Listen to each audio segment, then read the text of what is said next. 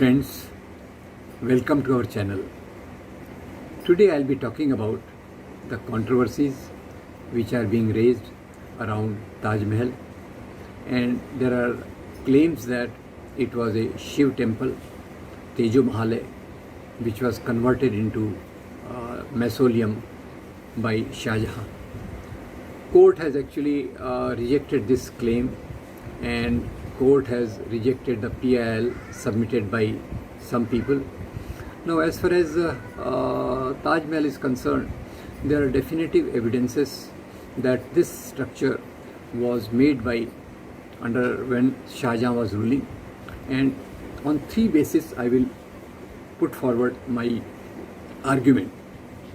Argument number one is that Shah Jahan's Badshah Nama has a clear description of the expenses incurred for constructing this mausoleum.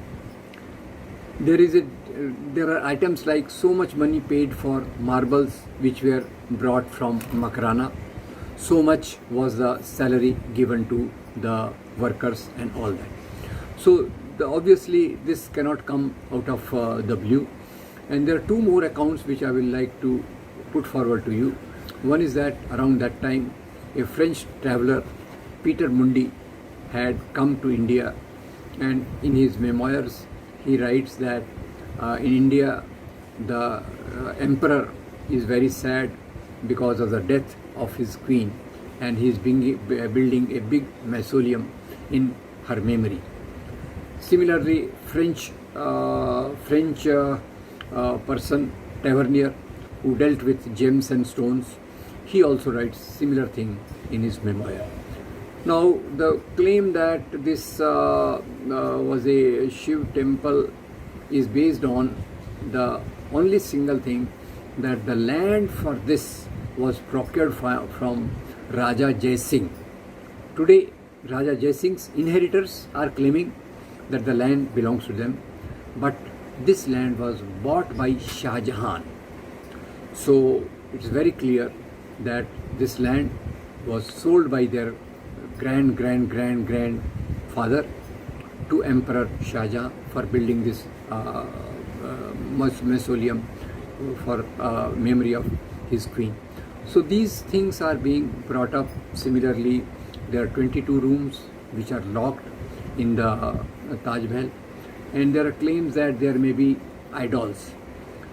Archaeological Survey of India has made it abundantly clear that these rooms do not have any idols and they are kept closed for security reasons.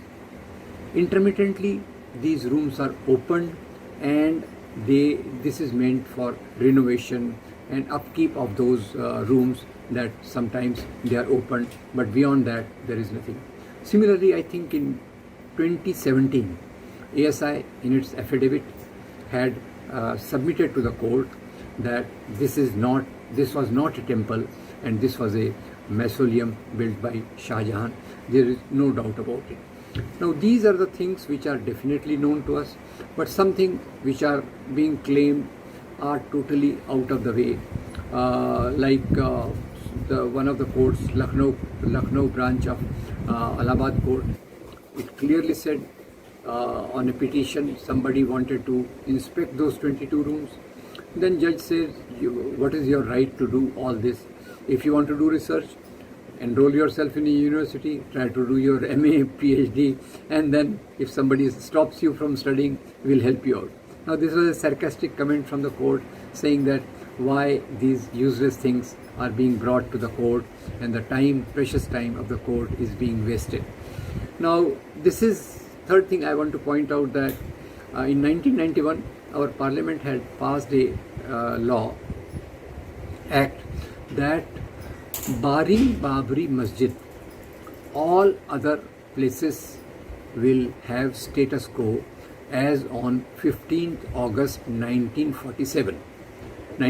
So what is the point in going to the court for these structures? Because there is already a law that 15th August 1947 is the line where our structures will remain as they are, status quo will be maintained.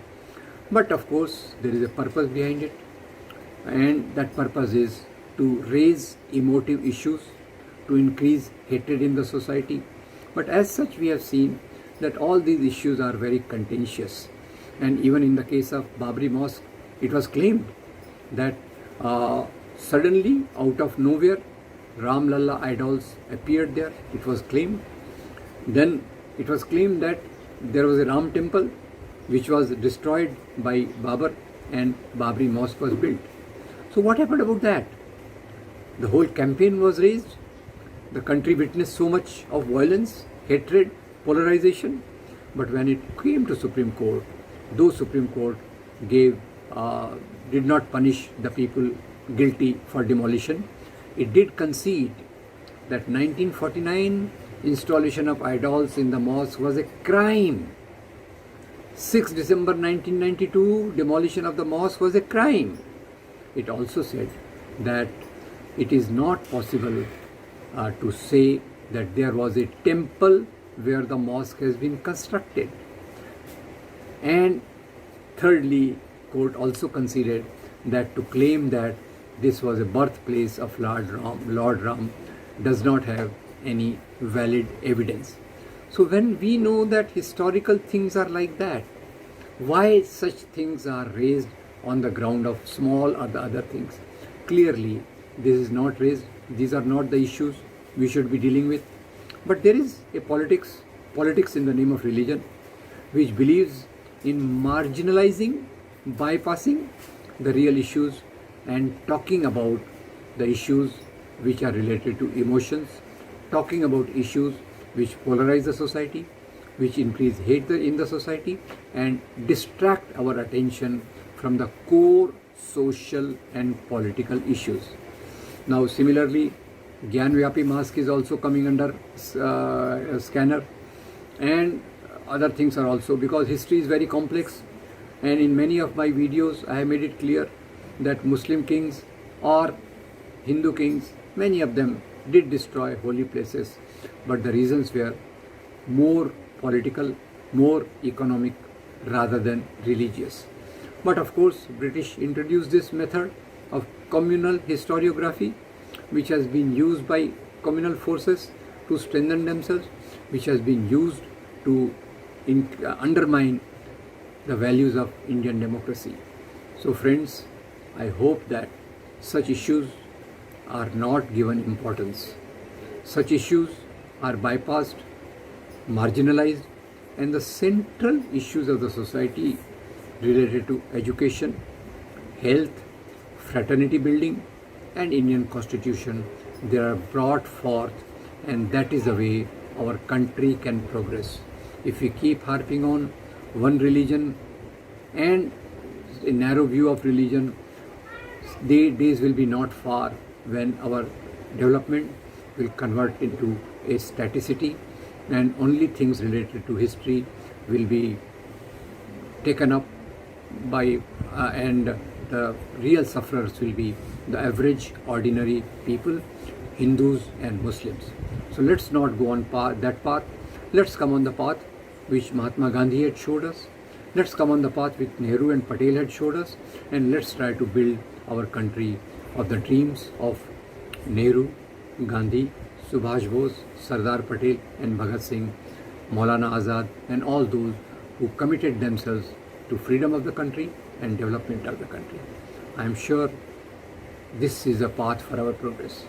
So friends, if you like this video, do forward it and subscribe to our channel. Thank you very much.